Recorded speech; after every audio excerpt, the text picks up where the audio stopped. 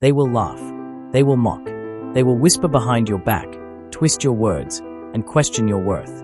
They will throw insults like knives, hoping something sticks, hoping you'll bleed, hoping you'll break. And at first, it might work. Because we're human. Because we feel.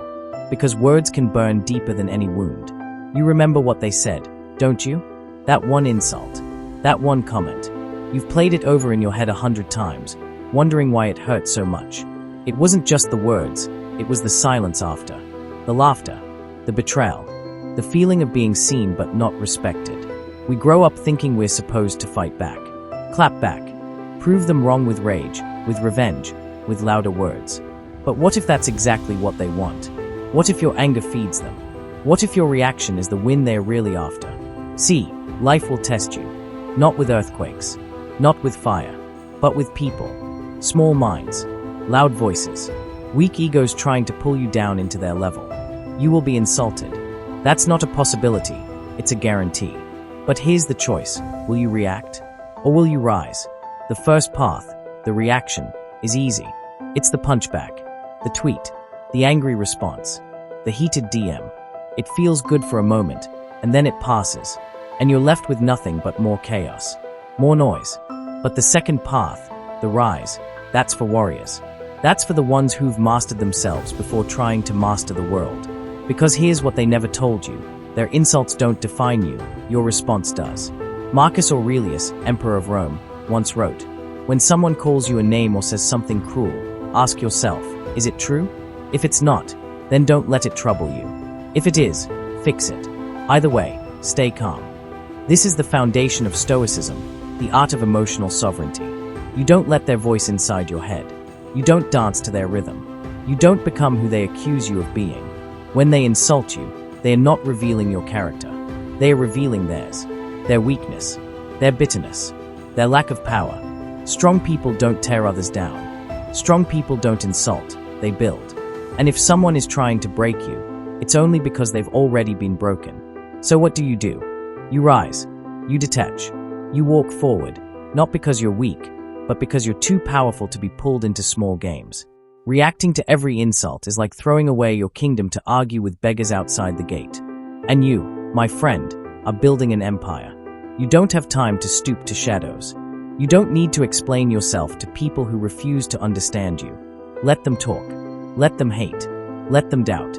Your response, not words, not rage, just results. Because the greatest revenge is not destruction, it's elevation.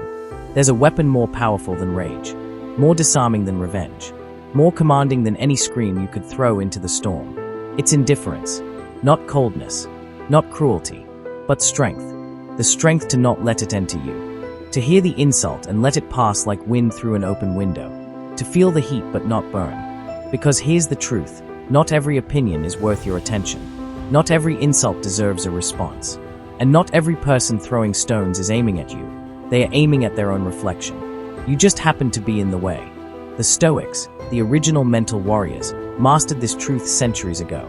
Marcus Aurelius wrote in his Meditations, "Choose not to be harmed, and you won't be." He wasn't denying pain. He was reclaiming power. Because pain is one thing, but suffering is a choice. And the moment you decide someone else's words control your mood, you hand them your peace like a coin. Imagine that. You, a king of your own mind, handing your crown to a stranger just because they spoke out of turn. Foolish, right? But we do it every day. Someone online calls you a name, and suddenly your whole day is ruined. Someone mocks your work, and you stop creating. Someone doubts your dream, and you doubt it too. Why? Because we forgot the first rule of personal power. You are not what they say. You are what you believe. Epictetus, the once enslaved philosopher who rose to become a teacher of emperors, said, "If someone tried to hand you garbage, would you take it? Then why take their insult?" Let that sink in. Every insult is just an offer. You don't have to accept it. You don't have to carry it. You don't have to replay it 1,000 times in your mind, adding your own voice to their attack. You can reject it. You can let them speak and respond with silence.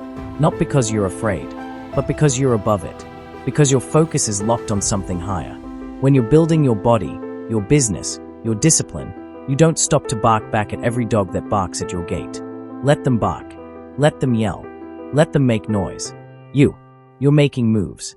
This is the true Stoic way, to feel the sting of insult, acknowledge it, then walk past it untouched. Because when you're indifferent to their noise, they lose their power. They expect you to explode. They expect you to beg, to break, to shrink. But you don't. You keep building. Your silence becomes your strength. Your calm becomes your crown. And soon, those who once mocked you go quiet. Not because you silenced them, but because you outgrew them. Let's get brutally honest. Most people don't want peace. They want approval. They chase likes, validation, and applause, because somewhere along the way, they were told that other people's opinions are a mirror of their worth. So when someone insults them, their entire identity shatters. But here's the hard truth. If your sense of self is built on the praise of others, it will crumble at the first sign of criticism. You must stop outsourcing your self-worth.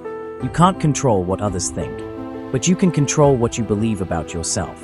That's where the battle is won, not in the comments, not in the confrontation, but in your mind. Your enemy is not the insult. It's your need to be seen a certain way. Why does it hurt so much when someone mocks you? Because you want to be liked. Because you want to be respected. Because your ego has tricked you into believing that everyone's opinion matters. But they don't. You don't need the whole world to clap for you. You need to learn how to clap for yourself. This is the warrior's path, the path of the Stoic, where approval is internal, not rented from the outside. Look around. We live in a culture addicted to reaction. One tweet can derail a day. One comment can start a war. One look can ignite a breakdown. But the strongest people, they are still. They are rooted. They are not tossed by every opinion or triggered by every insult. Because they've mastered the one thing that matters, their mind. They don't need to respond to everything. They don't need to win every argument. They've already won the war within, and that's what makes them untouchable. You see, when someone insults you, they are offering you a rope. Most people grab it and start pulling. But the disciplined, they let go. Because they know, a man who controls his emotions controls his future. Don't waste your energy trying to control the storm. Control your sail. Control your direction. Control what you allow inside your mental kingdom. When you train your mind like a warrior trains his body, insults become irrelevant. Your focus becomes unstoppable, and your peace becomes unshakable. That's the goal, not to never be insulted, but to become so strong that insult has no place in your system. Let the world scream. Let the doubters doubt. Let the critics critique. You stay on the path, because you've learned something most people never will. If you master your mind, you master everything. They thought the insult would break you, but it built you. They thought the silence would crush you, but it sharpened you. They thought their opinion was your ending, but it became your beginning. Because something happens when you stop reacting, when you stop explaining, when you stop needing to be understood. You become dangerous, not reckless, not hostile, but calm, controlled, unshakable. And that's the kind of strength this world doesn't know how to handle. Because most people are led by their feelings. They rise and fall with every wave. But you became the ocean. This is how warriors are made, not in comfort, but in conflict. Not in applause, but in isolation. Not when they are praised, but when they are pushed. You were pushed. You were insulted. You were tested. And now, you rise, like Muhammad Ali, who was called too loud, too arrogant, too black. He didn't respond with bitterness. He responded by becoming the greatest. Like Marcus Aurelius, who ruled an empire while being insulted by philosophers, betrayed by generals, and tested by war. He didn't react. He wrote. He reflected. He responded with discipline, not emotion. And like you, who now understands the truth, they can throw words, but they can't touch your soul. Because your identity isn't built on compliments. It's built on character. Your strength doesn't come from being loud. It comes from being still in the storm. Your power isn't proven in revenge. It's proven in elevation. Let them insult. Let them twist your name. Let them doubt your dream. Let them. You don't need to clap back. You don't need to correct every lie. You don't need to convince the world. You let your life do the talking. You let your discipline do the work. You let your empire do the echoing. Because in the end, the world remembers not the one who shouted the loudest, but the one who walked in silence and built something unshakable. So rise, and when they insult you again, smile. They are only proving you're moving. They are only confirming what you already know. You were never meant to fight in the dirt. You were born to rise above it.